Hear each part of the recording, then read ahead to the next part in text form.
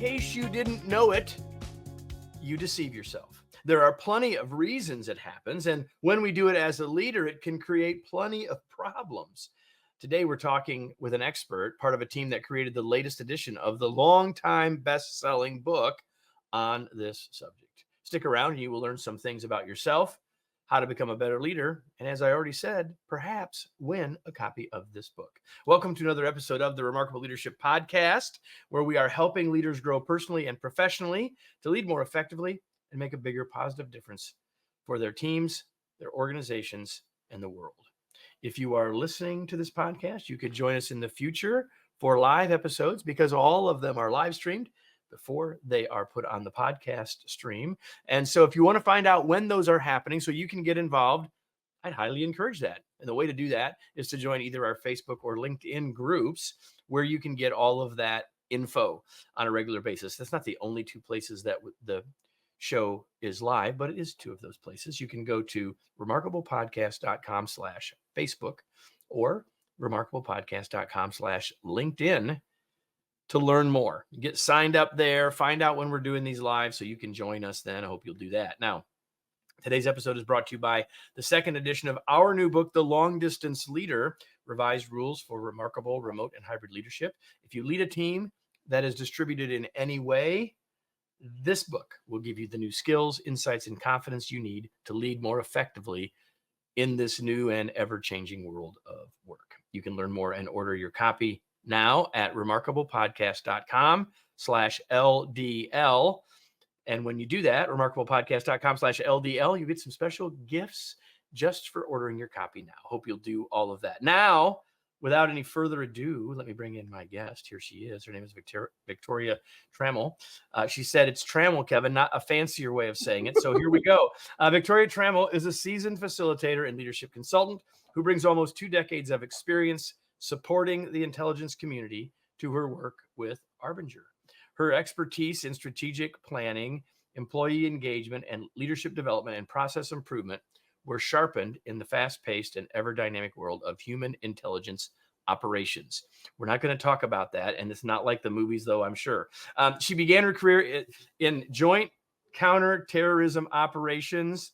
She continued to embrace opportunities for learning and people development through leadership roles across the intelligence community, from small niche operational programs to enterprise-wide software development programs to corporate culture initiatives. Most recently, as a program manager of 65 employees at Leidos, she had the opportunity to establish and develop her program leadership team under the guidance and coaching of the Arbinger Institute, where she now works. She is fluent in French.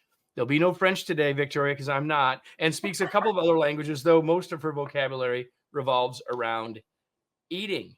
That's a different podcast as well. Victoria, welcome. So glad that you're here. Thank you so much for having me. It's a pleasure to have you here. So this is a different kind of book for a variety of reasons. And this is a little bit different kind of interview for a number of reasons. Usually, a book at the bottom has a name of a person or a couple of people.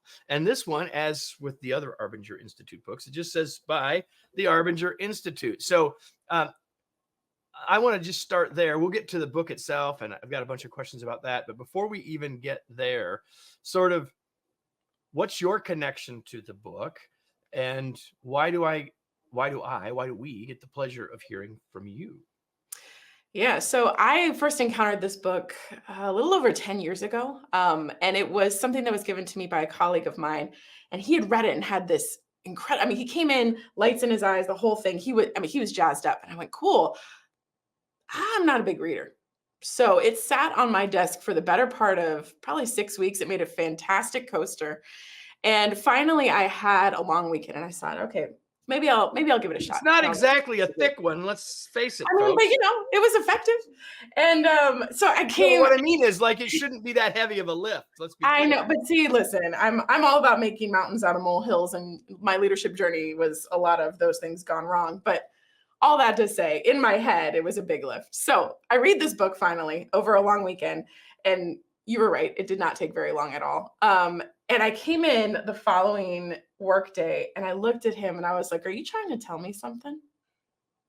And he was like, well, what do you mean? I was like, I feel one, like I have been spectacularly failing everybody that I've been leading. I feel like I'm deficient on more levels than I ever thought possible. And all I want to do is figure out how I can do better by everybody, right? Home life, work life. It was one of those. I don't know if I've ever read a book where I have walked away going, wow, I got a lot I can work on. We are talking about the book, Leadership and Self-Deception, the secret to transforming relationships and unleashing results. If you look at this carefully, which you all can't see, but I can, it's the 4th edition. This Yes. book's been around a long time, as you said. It's Mhm. now in its 4th edition. More about that in a second. But before that, like, why do you think? I mean, obviously, it's cool because you had an experience with the book as a reader before you had more involvement in the writing of the next edition or Right. of this edition. I'm curious from your perspective, and even from the Arbinger perspective, why has the book been so successful? 3 million copies. Like, why has it been so successful? That's an interesting question. And I think, at least from my perspective, I think a lot of times when I read leadership books, it was very prescriptive, right? Do A, do B, do C, then you can expect D as your result. And the problem with that is a lot of times those formulas don't fit into every situation. And the thing that I think that this book invites is us looking at ways that we've been self-deceived. And I'll talk a little bit about what that means, but ways that we've been self-deceived and how that then can affect our leadership, how that then skews the information that we're taking in, and how that then skews our decision-making progress to ultimately not bring us to achieve the objectives that we want as an organization. And so because of that, this is one of those where I feel like it can apply in any situation, whether you are a line contributor brand new in the career, whether you're a seasoned CEO, whether you're engaging with your family on this content, like all of this can be applied because really this is about relationships between humans, and it's talking about it in that context. So I want to get to that. We'll talk about self-deception in a second, but I've got one more sort of inside baseball question. Sure. Because there are people, I mean, lots of people have read this book. It's been around a long time. Yeah. And this is the 4th edition, and it's a major rewrite to the book. So why, I won't ask the why a 4th edition because I sort of know that, Sure. but why change it so much? Why the major rewrite? Well, I mean, I would say that the core principles are the same, right? However, the context in which we wrapped it is more relevant to the workplace now. So, for example, we introduced a female protagonist in this because women are in the workplace, and we look at it from a number of different lenses, right? We needed to have a work culture in the book that was representative of work cultures that we're seeing in the world, in industry. And there was a way that we had explored this topic of self-deception previously that looked at it almost exclusively from the perspective of, I think that I'm better than the people that I work with. Well, the reality of the situation is there's a whole number of facets to the way that we That's not might the only really way we look at it. deceive ourselves. Absolutely, because I would argue that for me, certainly in the beginning of my career, it was like, I have no business being in this job because I don't know what I'm doing, right? And certainly these people know better than me, and I should just keep quiet, right? So that's a way of me almost viewing myself as less than others. And so we explore that now in this new version because we really do need to be able to look at this from all facets to ensure that everybody's able to see themselves in this book. So I've waited long enough. I've held you back long enough. Tell us exactly what you guys mean in the book with that phrase. Like, what do you mean by self-deception? And give us, and you gave us one example, but give us another example or two of what it means. Yeah, so self-deception is really the idea that there is a truth that I am either actively ignoring or have created such a construct that I'm not aware of it. And I'm certainly not admitting that I might be part of the problem. And the example I'll give you in my last position, I was the type of leader who wanted to be seen as somebody who took care of her people. I was the type of leader who looked out for, cared for, basically wrapped them in the loving arms of protection of my leadership. And so because of that, I was doing certain things that ignored what my people actually needed. So for example, my first line leaders would come and say, hey, I've got a question about this HR policy. It really doesn't make a whole lot of sense to me. I'm not really sure what I'm supposed to do next. And I would say, you know what? I got it. I'll take care of that for you. I'll go handle it. You just keep doing what you need to do.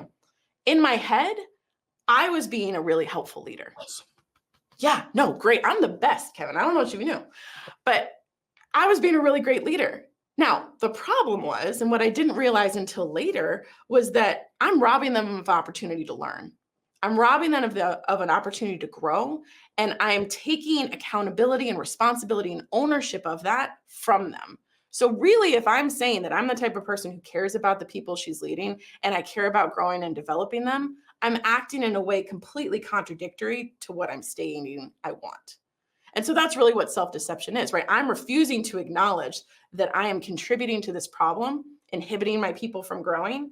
And instead, I'm choosing to only focus on the part that serves my self-view. I view myself as the type of person who cares about the people she's leading, and I take care of them. So that's how I do that. And you just bumped into the next thing I want to talk about, which is how is this connected to our identity, right? Oh, You actually framed your example as this is how I see myself, which is part of how you became blinded, or this became a blind spot for you. But say a little bit more about the connection between self-deception, where we might be actively trying to avoid what's happening here, and how does that connect with our identity? Yeah, because really, when I become self-deceived, I adopt what we call an inward mindset. And as part of that, I start to see myself and others in a distorted way. And I create these self-images or these self-views that I believe are characteristic of me. And I feel like the phrase that I hear so often when we're working with clients, when this is kind of like my first inkling of like, maybe we need to explore this, is I'm the type of leader who, right? I'm the type of leader who cares about their people. I'm the type of leader who's fair. I'm the type of leader who's compassionate. I'm the type of leader who holds people to really high expectations. Those can, if we're not careful, become these self-deceived self-views, right? They become characteristic of us, and that then becomes the most important thing to protect. I will search for justification to reinforce this identity of myself that I've created, and I'll do so at the expense of everything else, of my people, of the objectives we're trying to achieve, even of my own happiness, like all of it. It is far more for me to be right than for me to get it right.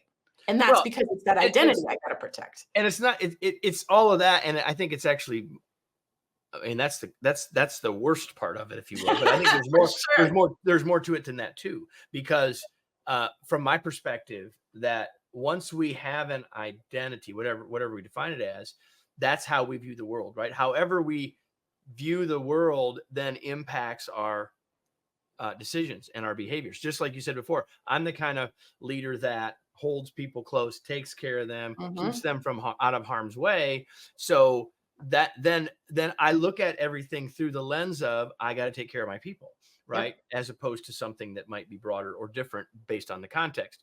And so to me, the other thing that I always think, and so I'd love your thoughts on this, about this whole thing about identity, and the way you described it is fantastic, but I think it can be more pervasive even than that. And that is that if we've done a leadership style assessment, or if we've done a strengths finder, or if we've done a Myers-Briggs or a DISC, like I'm not leaving anybody out here. Like I'm just going like, and Take my the point assessment, right? is that what, and I'm also not saying there's anything wrong with those things, except they put us on a slippery slope. Well, I am an X, or well, I have these strengths, or, Mhm. and it leads us to potentially to identity, and then can roll us down this hill that you've just described. Agree, disagree, No, comments? I think you're spot on because I think anytime, ultimately, like we talk about it in that any data can be consumed for one of two purposes, right?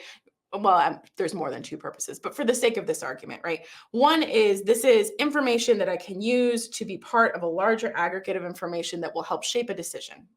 Or this is information that I'm going to take and I will part and parcel to feed the justification that I need in order to serve my purpose, right? So in the examples that you were talking about with the personality assessments, it's like, okay, well, I'm a D in the DISC assessment. Therefore, that's why I come across really harsh, right? I'm I really really don't dominant. think you are, by the way. Just as an aside, I do No, not not. believe that is your But primary for example, right, it's style. very easy to fall back on that as justification for why I behave the way that I do, when instead it's a data point that might inform our way of processing information, but it doesn't provide the justification for why we behave the way that we do. And the why, though, I mean, really, if you get down to it, why we respond to others in the way that we do, because that's really what this is about, right? It's the way that we are interacting and the relationships that we're forming, because we are in relationship to everyone, whether we want to be or not, right? Even the people that are, working at the grocery store, working at the gas station, we are in relationship with them. So it's interesting because if you're watching, you will note that I actually have that to put on the screen as well. So, and I said the relationship to relationships, because everything we've been talking about so far, I mean, you just opened that door, but okay, leadership and self-deception. Mm. But then you say, here's the secret to transforming relationships. So how do we take this thing that we do to ourselves to self-deceive ourselves, even if it's not intentional? How is that connected to our ability to have the kinds of working relationships we need to be successful? Yeah. I think the start of all of it, and I think the thing where I struggled most, if I'm being honest, in terms of this journey, because we talk a lot about, being outward or, seeing others as people, right? Versus being inward and self-deceived, almost as a binary state. But the reality is it's far more like a slide rule, right? Because I can be all over the map. But so all that to say, Even when I within the started same this, day. oh, in the same conversation, Kevin, I could be inward and outward in the same conversation. I've done it because I'm just that talented at being inward. But all that to say, when I started this process of becoming more aware of my own self-deception and my own inward tendencies, a lot of what I was trying to work through is like, okay, how do I even start that process? Like, how do I even start trying to break down this image of myself that I've constructed? And a lot of it, it's as simple as getting curious. And it's just, how have I made things harder? That was the question I had to ask my leaders. And that was how I figured out, by me taking on these HR duties that they were asking about, I was making their career development harder. And so it was just, how am I making things harder, or how have I been part of the problem, and how can I help? Right? None of that. And I think a lot of times the misconception is that in order to be in relationship with others and productive relationship, it requires this deep vulnerability. And I don't know that I necessarily agree. I think that there's an element to which vulnerability can help, but asking, how have I been a problem, or how have I been unhelpful, and how can I be more helpful in the future?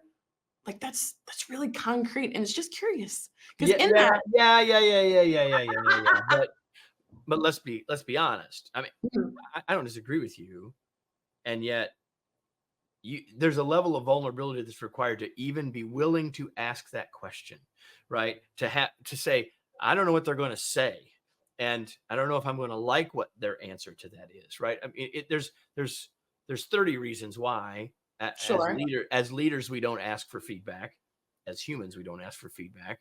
You've given us a couple of really very specific questions we could use that are Mhm. fundamentally a way to get feedback, to help us see what we can't see, Right. right? Or to see, to your other point, to see the results of the choices that we've made, Mhm. even if that wasn't our intention, right? Yeah. Which is, I think, at the heart of this whole conversation. Mhm. So yeah, we can say, and in times working with leaders long before you were doing that, because it's clear to me that you're younger than me.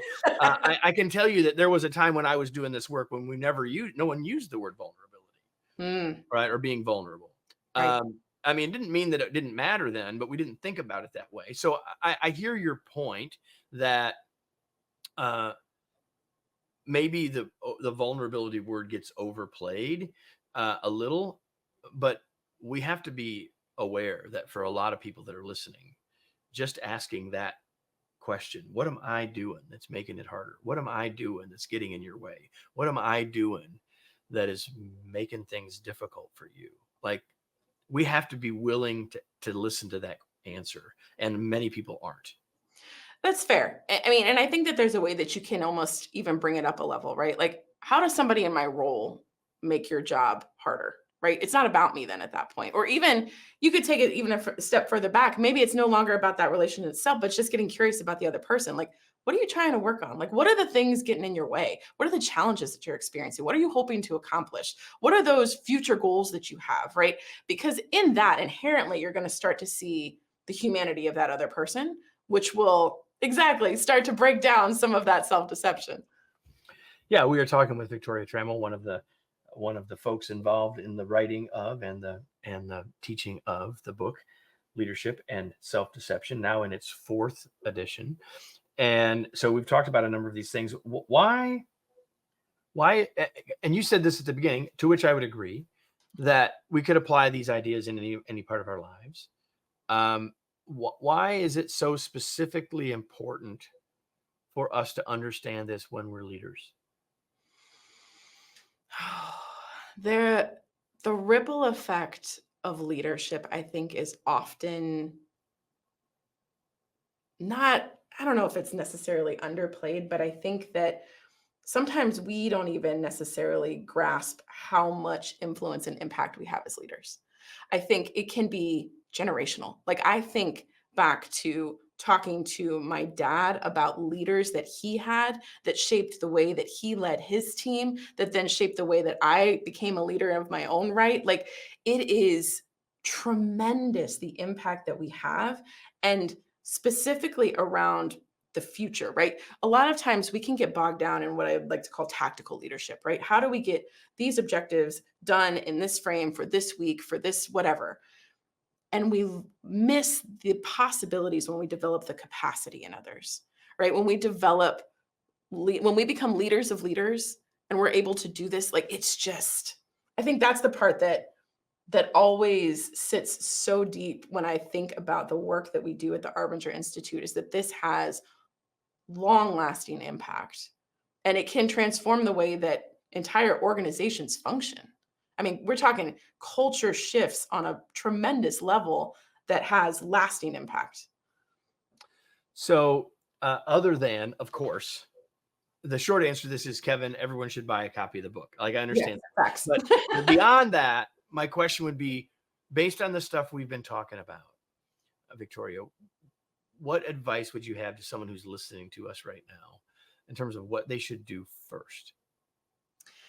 I think, we talk a lot about mindset at the Arbinger Institute and how it is at the core of everything when we talk any kind of change, behavior change, culture change, all of anything we want to see. When we want to see a different result, mindset is at its foundation. And the best thing we can do is start to see people. And so if that first step is seeing others as people who have needs, objectives, and challenges, who matter like I matter, getting curious about them, like it is, I don't want to make it sound like it's, magical fairy dust that we sprinkle over and all of a sudden everything's rainbow and sunshine, but there is tremendous power in the understanding of another human being's objectives and knowing what the headwinds and tailwinds that they're facing, the objectives that they're trying to achieve, the challenges that they're running into. Getting curious about that, I would say, would be step one. Just get curious. It's a really good place to start. I have to say that on that specific note, that a group that I was with this week, one of the questions they asked, you've been asked this question, I've been asked this question 100 times, like, how do I manage up, Kevin? I don't even love the phrase, but that's what everyone uses, so we'll say that, right? How do I manage up? In other words, how do I influence without positional power? Fundamentally, is the question. And my answer is exactly what you just said. Like, can you understand their perspective? Can you understand what their goals and objectives are? If you can do those things, or when you do those things, you set yourself up to be far more influential with them, because you can tie what you want to talk about. You can tie your concerns. You can tie your ideas to their objectives, which is like opening the magic door, if you will. Absolutely. Because I mean, thinking as a leader, when I've had my direct reports come to me and saying, "Hey, I know this is a really big thing that you're working on right now, and I think that this might be helpful for you to achieve your objective." And you're all ears. I'm like, same. I'm sorry. What? Like, absolutely. Game on. Let's go. Let's do this. I mean, it's just, it's such a great feeling. And I think, absolutely to your point, it's a huge way to wield influence. Is there anything I didn't ask that you wish I would have? I don't know. I think, you pointed everybody to our book, which I think is a great, great way to do it. But, Well, that's why I we're think, here at some level, right? So yeah, well, absolutely. But I mean, I think, a lot of times I get asked, like, what's my greatest takeaway in working with clients and having been able to do this work and be a practitioner of it for, 11 years at this point. And I think that what I have seen and what I have experienced is that even the most genuine altruistic motivations can still be shrouded in self-deception. It does not mean that you have to be a terrible, toxic leader to be self-deceived. yeah. And oftentimes, even when our intent is pure, there are unintended consequences, right? Yeah, absolutely. So I'm going to shift gears before we finish, and I'm going to ask you, Victoria, what you do for fun. So for fun, It must be involved food. That's what you said to start with. oh, So absolutely. It does. Come on. Yeah, no, we're a big food family. And it's not that we necessarily need the, 5-star Michelin restaurants. We like to find like little hole in the wall restaurants and kind of get in with the locals wherever we're going, whether it's, in the US or overseas. That's kind of our favorite way to experience the local culture, is to just go find some little hole in the wall and get to know the people. My husband is he is a practitioner of this work without having been an expert in this work, because he can get curious about people in the most genuine, natural ways. Like, it's great to watch. And so because of that, we do a lot of eating. That's our mechanism for getting curious about people. And then we do a lot on the music front in our household. So dance, music, concerts, all kinds of stuff. perfect. The only thing you knew for sure I would ask you is this question: what are you reading these days? And of course, I didn't know at the time that you're gonna say, "Well, I didn't used to ever read," so I don't know. I did it. I've gotten better. As I've gotten older, I've gotten better. It was always tied too much to college and like forced reading in my brain, but I've gotten a lot better about it. I'm actually getting ready to start a book called Hunt, Gather, Parent. And it was recommended to me by one of my colleagues at Arbinger, because it's really looking at this in the context of parenting and how we can look at children as people and what the effect is in terms of how they operate in society. So I'm excited to get started on it, because I think it'll be really interesting to look at it through that context. As a mom, I'm all ears for ideas on parenting. Hunt, Gather, Parent. The all of the details for that will be in the show notes, as well as all the details about leadership and self-deception, the 4th edition, revised and updated. Here it is. Where do you want to point people, Victoria? Where can people learn more about you, about the Institute, about the work? Where do you want to point people? Yeah, so arbinger.com is a great place to start. Our website, we've got all of our information on there in terms of the research that we've done regarding this topic, the different public events that we have, the solutions, all that kind of stuff where you can find us. And then LinkedIn is another great option. The Arbinger Institute is on LinkedIn, and we've got a lot of content flowing through there about different topics we've been discussing and different, forums we've been holding, all kinds of good stuff. Arbinger.com or Arbinger Institute on LinkedIn. Victoria, before we go, I've got a question I want to ask everybody else. It's the question I ask you all every single week, and it's simply this: now what? What action will you take as a result of having been here? What idea did you hear that you will now translate into an action? What action will you take as a result of being here? Because let's face it, if you thought, oh, this was interesting, or I'm curious about that, but you don't do anything more than that, if you just finish the podcast and finish your exercise and don't take anything else from it, then it's limited in its value. On the other hand, if you ask yourself that question, now what?